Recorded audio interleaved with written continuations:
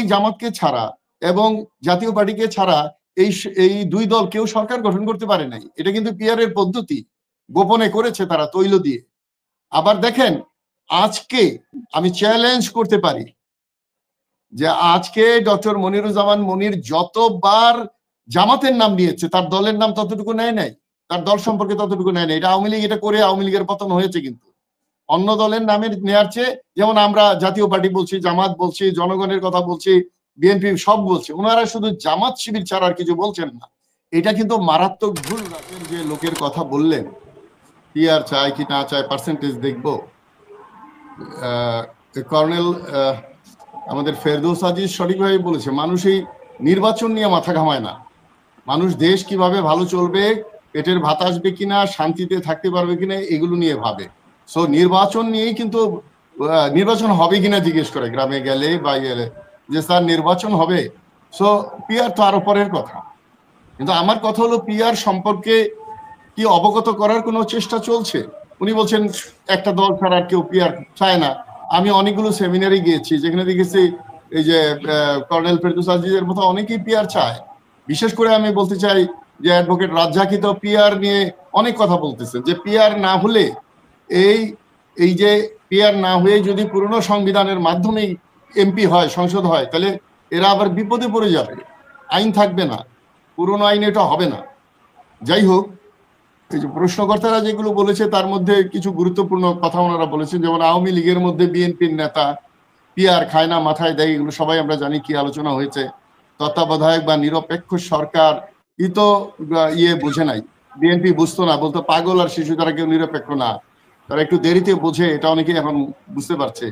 PR জনগণ বোঝে, এটা বোঝানোর চেষ্টা করলে বুঝবে যে এই দেশের মানুষ এখন ইউনিয়ন কাউন্সিলে বসে বা দোকানে বসে ইউনিভার্সিটি বা কলেজে ভর্তি হওয়ার ফর্ম ফিল আপ করে, সে সন্তান তার মা বাবাকে পিআর বোঝাতে পারবে।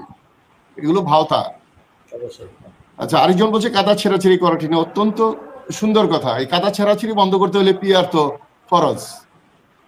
তো একজন ভদ্রলোক বলেছেন যে আমার ছাড়া আর কেউ পিআর চায় না। এটা উনি কিভাবে বলেছেন এটা ওনার ব্যাপার, উনি বলতেই পারেন, বাট তার বলাটাকেও আমাদের বাধা দেওয়ার কোনো সুযোগ নাই। গণশিক্ষা যেরকম চালু হয়েছিল, এরকম ছোটখাটো প্রতিষ্ঠান দিয়ে পিআরকে বোঝানো উচিত। ভর্তি ফর্ম, সেটা বলেছি। আচ্ছা, ইসলাম ধর্মকে খাটো করে কোনো করার সুযোগ নাই। ইসলাম ধর্ম আমাদের দেশে তো 98% আমরা মুসলমান। আর কিছু পলিটিশিয়ান আছে যে নির্বাচনের আগে টুপি পরে, দাড়ি বড় করে, হিজাব পরে, ওইটা ভালো না। সত্যিকার অর্থে ইসলামকে শ্রদ্ধা করার মতো সাধারণ মানুষই বেশি করে। যাই হোক, এই জন্য মনিরুজ্জামান নামে একজন বলেছিলেন যে ওই নমিনেশন কে পাবে না পাবে, এবং ইলেকশনের ব্যাপারে আমার অনুজ লেফটেন্যান্ট কর্নেল ফেরদৌস আজিজও বলেছেন যে আমরা এমপি, সবাই এমপি হওয়ার জন্য, মন্ত্রী হওয়ার জন্য রাজনীতি করে না। আমি 2008-এ করেছি, এরপরে নির্বাচন করিনি। আগামী নির্বাচনে যদি ভালো সংস্কারের পরে নির্বাচন না হয়, হয়তো নির্বাচন করব না, তখন লেফটেন্যান্ট কর্নেল আজিজ দেখতে পারবে। আর আমি তো সংস্কার নিয়েই কাজ করছি, এটাই যদি কিছুটা পাওয়া যায় আমি খুশি হব। পিআর, চাঁদাবাজির প্রশ্ন আসছে। পিআর হলে চাঁদাবাজি বন্ধ হবে, কারণ অনেকগুলো দল পাশাপাশি থাকবে। আচ্ছা, একটা জিনিস বোঝা যায় না, যে কিছুদিন আগে জামাত ছাড়া বিএনপি চলতে পারতো না, যমজ ভাই বোনে ভাইয়ের মতো থাকতো, এবং আওয়ামী লীগ, বিশেষ করে ওবায়দুল কাদের জামাত, বিএনপি জামাত ছাড়া কোনো কথা বলতেন না। এবং এই জামাতকে ছাড়া এবং জাতীয় পার্টিকে ছাড়া এই দুই দল কেউ সরকার গঠন করতে পারে নাই। এটা কিন্তু পিআরের পদ্ধতি, গোপনে করেছে তারা তৈল দিয়ে। আবার দেখেন, আজকে আমি চ্যালেঞ্জ করতে পারি যে আজকে ডক্টর মনিরুজ্জামান মনির যতবার জামাতের নাম নিয়েছে তার দলের নাম ততটুকু নেয় নাই, তার দল সম্পর্কে ততটুকু নেয় নাই। এটা আওয়ামী লীগ এটা করে আওয়ামী লীগের পতন হয়েছে। কিন্তু অন্য দলের নামের নেওয়ার চেয়ে, যেমন আমরা জাতীয় পার্টি বলছি, জামাত বলছি, জনগণের কথা বলছি, বিএনপি সব বলছে, ওনারা শুধু জামাত শিবির ছাড়া আর কিছু বলছেন না। এটা কিন্তু মারাত্মক ভুল রাজনীতিতে। আর পিআরের ভয় করে কেন? বিএনপি 51% ভোট পাইলেই তো হয়। পিআরে কি একটা দল বেশি ভোট পেতে পারে না? বিএনপি যদি খুব পপুলার হয়, তাহলে পিআর হলেই কি ভোট কমে যাবে? পিআরেও তো তাদের ধানের শীষকে 100% ভোট দিতে পারে। যে সব জনগণ মনে করে ধানের শীষে ভোট দিবে পিআরে, তাহলে তো পিআর কার্যকর হবে না। সেই জায়গায় কেন যায় না? তাদের তো উচিত তাদের ভোটের পার্সেন্টেজ বাড়ানো, অন্যকে ফাইট দিয়ে অন্য দলকে আহত করার তো কোনো কারণ নাই। তবে পিআর কে লেখাপড়া করে, পিআর কে সেমিনার করে, প্রশিক্ষণ করে বিডিপিআর তৈরি করে নিতে হবে, বাংলাদেশের উপযোগী একটা পিআর, যেখানে স্বতন্ত্র দাঁড়াতে পারে, একাধিক স্বতন্ত্র দাঁড়াতে পারে, এবং এইভাবে কাজটা হয়। দেখেন, বলে গেলেন যে উনি আবার রেফার দিলেন, আমি যেটা পুরনো আগে বললাম, উত্তর দেন নাই, সেটা রিপিট করে গেলেন যে সিইসি বলেছে এটা তো সংবিধানে নাই, এই জন্য করা যাবে না। সংবিধানে কি 1.5 বছর পরে ইলেকশন আছে নাকি? এটার উত্তর কিন্তু উনি দিয়ে গেলেন না। আওয়ামী লীগ যেমন উত্তর দিত না কোনো কারো কথা, ওনারাও দেয় না, শুধু ওনাদের অন্যের বিরুদ্ধে কথা বলার জন্য ওনারা বসে থাকেন। নির্বাচন কমিশন নাকি বলছে খরচ বেশি হবে, দেখ করবো না।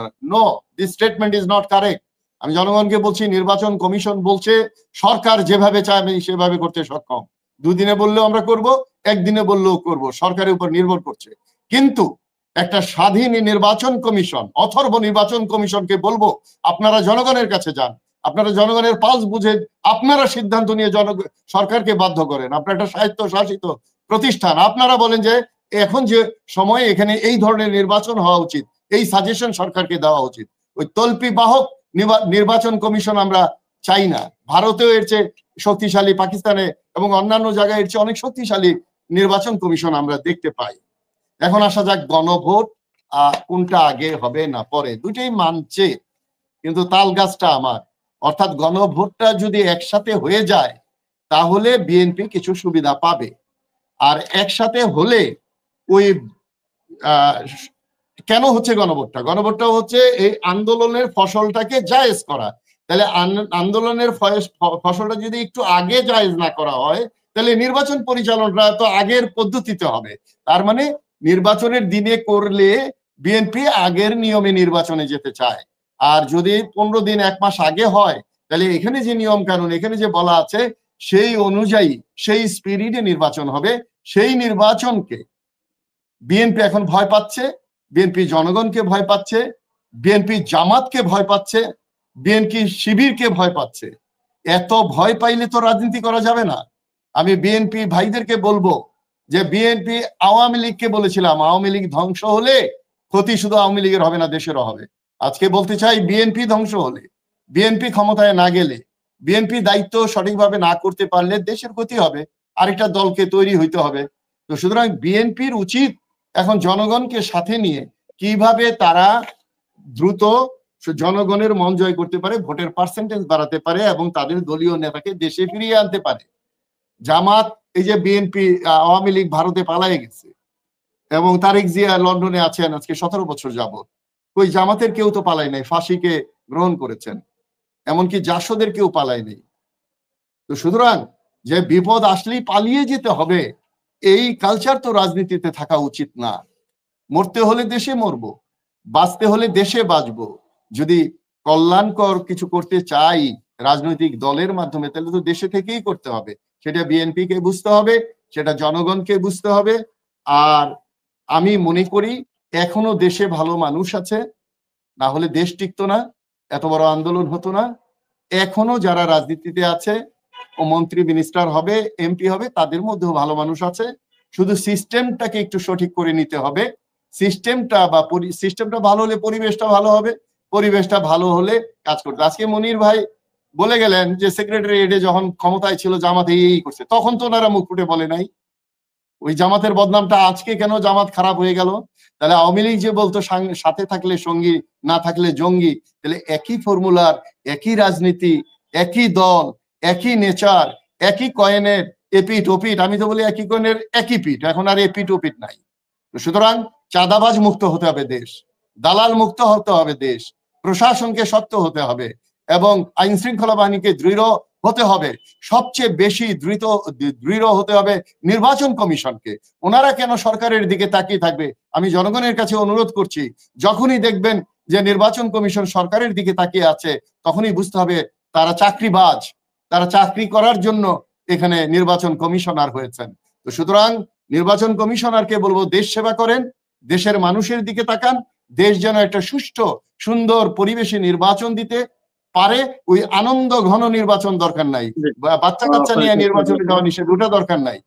একটা সিরিয়াস নির্বাচন হোক, একদিন আমরা সিরিয়াস হলে 5 বছর ভালো থাকবো, আর একদিন আমরা আনন্দ করলে 5 বছর দুঃখে থাকবো। তো সুতরাং আমি শেষ কথাটি এভাবে বলতে চাই, যদি আগামীতে একটা সুষ্ঠু নির্বাচন হয়, সুষ্ঠু নির্বাচনের পরিবেশ হয়, আর তা হতে গেলে পিআর দরকার, এবং প্রতিটা ভোট গণনা করা হয়, এবং ভোটাররা যদি ব্যক্তিকে না দেখে অন্তত দলের চরিত্র, দলের আচার ব্যবহার, দলের উদ্দেশ্য মিশন ভীষণ দেখে ভোট দেয়, তবেই নতুন বাংলাদেশ গড়া সম্ভব, দেশ নতুন পথে চলবে। আর না হলে আবার আমরা অন্ধকারে ধাবিত হব, আবার আমাদের সন্তানদেরকে রক্ত দিতে হবে, আমরা সেটা চাই না।